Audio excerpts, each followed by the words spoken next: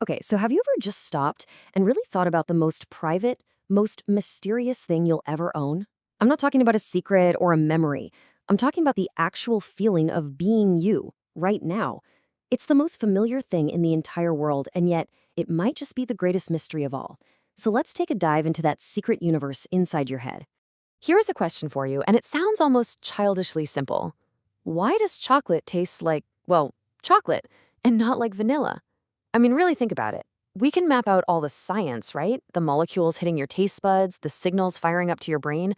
But none of that, not a single bit of it, explains the actual subjective sensation of tasting chocolate. Where does that rich, raw feeling even come from? Well, there's actually a word for this stuff. Philosophers call these private feelings qualia. It's a great word. It's the what it is likeness of any experience you have. The specific shade of red in a sunset, the sting of a papercut, that warm feeling of pure joy. These are like the pixels that make up the screen of your conscious world. And this, right here, is where things get really, really tricky. You know, we can describe the physics of the color red all day long. We can talk about wavelengths and frequencies. But how would you describe the experience of red to someone who's lived their entire life without sight? You just can't. Qualia are fundamentally unshakably private, and that makes them almost impossible for science to get a grip on from the outside. So this isn't just some minor little puzzle. No, this is considered the central mystery in understanding the mind. It's what the philosopher David Chalmers famously called the hard problem of consciousness. And to really get why it's so incredibly hard, we've got to first look at what scientists call the easy problems. Now, this distinction is absolutely crucial. On the one hand, you have the so-called easy problems. Now, don't get me wrong, they're not easy at all. They're about function, how the brain processes information, how it focuses, how it controls your body. They're super complex, but we can see a path to solving them. But the hard problem, it's in a whole different league. It asks, why isn't all of that complicated processing just happening in the dark, like a computer? Why does it feel like something to be you? And that leads us to something called the explanatory gap. Just picture a giant chasm. On one side, you have the physical world, all the neurons, the synapses, the electrical zaps in your brain. And on the other side, you have your rich, private inner world of qualia, all the colors, sounds, and feelings. And right now, we have no bridge, no solid explanation for how you get from the brain stuff to the feeling stuff.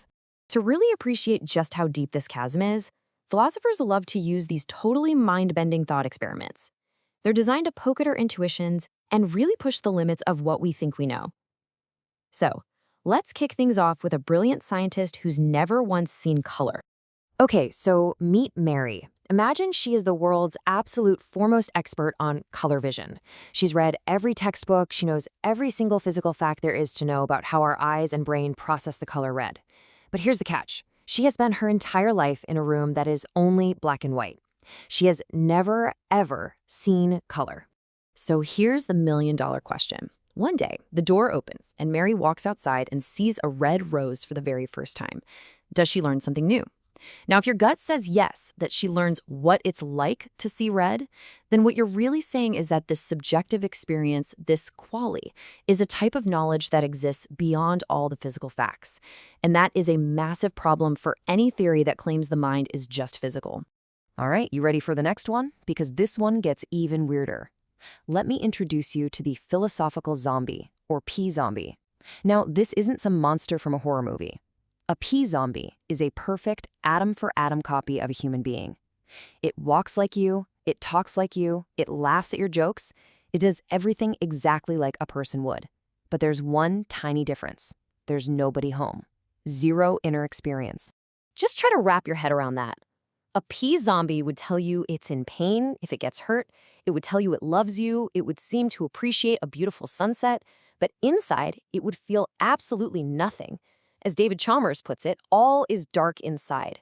The very fact that we can even imagine such a creature suggests that consciousness might not be an automatic byproduct of our physical bodies, that it might be something extra. So if consciousness is this deep, dark mystery, how are we even supposed to start explaining it? Well, there are a few competing theories out there, and you can kind of think of them as the main suspects in this cosmic detective story. All right, let's look at the lineup. First up, you've got physicalism. This is basically the idea that it's all just brain stuff. Consciousness is just a really complex process happening in our heads. The biggest problem? the hard problem itself. It can't explain why it feels like anything. Next is property dualism. This says, okay, there's only physical stuff, but some of it has these special, non-physical properties, like consciousness. The big mystery there is how? How does a non-physical property just pop out of physical matter? And then there's the wildest one, panpsychism. This idea suggests consciousness is baked into the universe, just like gravity or mass. Even a little electron has a tiny spark of it. The challenge there is what they call the combination problem. How do all those tiny little sparks of consciousness combine to create the one unified experience of being you? So at this point, you might be thinking, okay, this is a fascinating mental puzzle, but does any of this actually matter in the real world? And the answer is, you have no idea. This isn't just an abstract debate. The answer to the hard problem could change everything about how we see technology, ourselves, and even the meaning of our lives. I mean, just think about it. When we finally build a super advanced AI, are we creating a new conscious mind? Or are we just building a very, very sophisticated P-zombie? What even are you? Is your sense of self just the continuous stream of your private experiences? And what about what gives our lives value? For most of us, it's the quality of our inner lives. It's the joy, the beauty, the love. It's our qualia. Understanding consciousness is at the very heart of understanding what it means to be human. So in the end, we're left with this one absolutely staggering question. Is your secret inner world everything you've ever felt, everything you ever will feel? Is it all just a lucky, temporary accident of complex biology? A beautiful fluke? Or are you tapping into something fundamental, something woven into the very fabric of reality itself?